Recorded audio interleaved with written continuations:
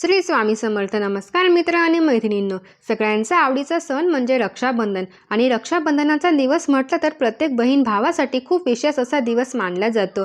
तर आजच्या या व्हिडिओमध्ये दरवर्षीप्रमाणे यावर्षीसुद्धा रक्षाबंधनावर भद्राची छाया असणार आहे.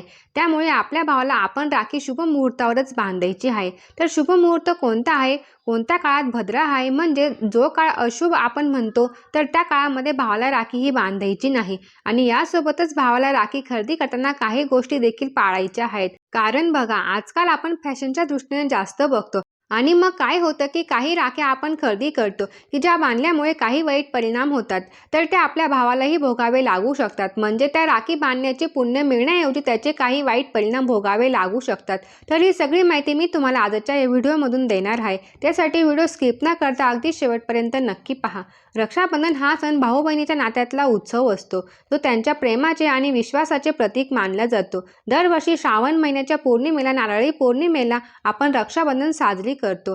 तर बघा, यावर्षी नारळी पौर्णिमेचा प्रारंभ गुरुवारी 27 ऑगस्टला सकाळी 9:08 सुरू होणार आहे आणि पौर्णिमा समाप्ती ही 28 ऑगस्टला शुक्रवारी सकाळी 9:49 होणार आहे. आणि त्यामुळे रक्षाबंधन हे आपल्याला 28 ऑगस्टला शुक्रवारी साजरे करायचे आहे.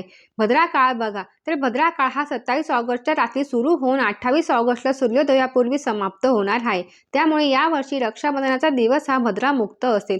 तर 28 ऑगस्ट रोजी जमल्यास तुम्हाला 3.5 तास शुभ मुहूर्तांपैकी राखी ही बांधायची आहे. आता तो शुभ मुहूर्त मी तुम्हाला पुढे सांगणारच आहे. आणि समजा काही कारणामुळे जमले नाही तर दिवसभरामध्ये तुम्ही कोणत्याही वेळेमध्ये राखी बांधू शकता.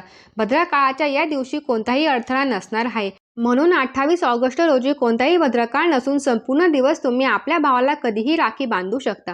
भद्रकाळ हा अशुभ मानला जातो. बघा, भद्रकाळ हा शुभ कार्यासाठी अयोग्य मानला जातो. त्यामागे एक पौराणिक कथा देखील आहे. शनिदेवाची बहीण भद्रा ही, तिचा स्वभाव रागीट आणि कठोर होता. ती कोणतेही मंगल कार्य जशी की पूजा, यज्ञ किंवा सणाच्या वेळी अडथळे निर्माण करत असते. त्यामुळे देवतांनी विनंती करून तिचा काळ हा वेगळा ठरवला आणि त्याला भद्रा काळ म्हणून ओळखलं जातं. आजही असं मानलं जातं की भद्रा काळामध्ये कुठलं पण शुभ कार्य करणं टाळलं पाहिजे, नाहीतर त्याचे वाईट परिणाम जे आहे ते अनिष्ट परिणाम हे आपल्याला भोगावे लागतात. आणि म्हणून रक्षाबंधनासारखे शुभ दिवशी आपल्याला राखी बांधताना भद्रकाळ लक्षात घेणे अत्यंत आवश्यक आहे. कारण शुभ मुहूर्तावरच तुम्ही कोणतीही गोष्ट केली तर त्याचं संपूर्ण फळ मिळतं. तर बघा, हे झालं भद्रकाळाविषयी. आता रक्षाबंधनाचा शुभ काळ कुठला आहे, कोणत्या अशुभ काळामध्ये राखी बांधू नये. तर रक्षाबंधनाच्या दिवशी राखी बांधण्यासाठी सर्वात शुभ मुहूर्त जो आहे तर तो 28 ऑगस्ट शुक्रवारी सकाळी 5:57 पासून ते सकाळी 9:48 आहे. म्हणजे काय, तर जवळपास सुमारे 3 तास 51 मिनिटांसाठी हा शुभ मुहूर्त तुमच्यासाठी असणार आहे. आता बघा, रक्षाबंधनाला राखी खरेदी करताना आपण बऱ्याच प्रकारच्या व्हरायटीच्या राख्या बघायला मिळतात.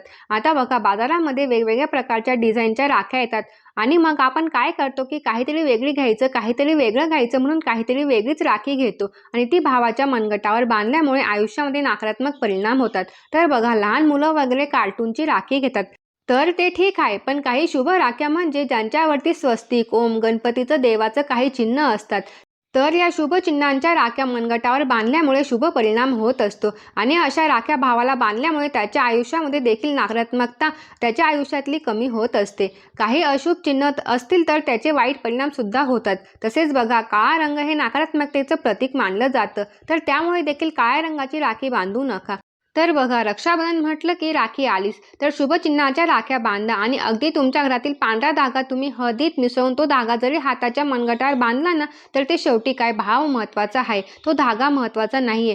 शुभ राखी आपल्या भावाच्या हातावर बांधून आनंदाने सण साजरा करा. त्यानंतर दुसरी गोष्ट म्हणजे तुटलेली वगैरे फाटलेली राखी जी आहे तर ती आपल्याला वापरायची नाही. भलेही तुम्ही 5 रुपयाची साधी राखी घ्या, पण ती अगदी व्यवस्थित असली पाहिजे.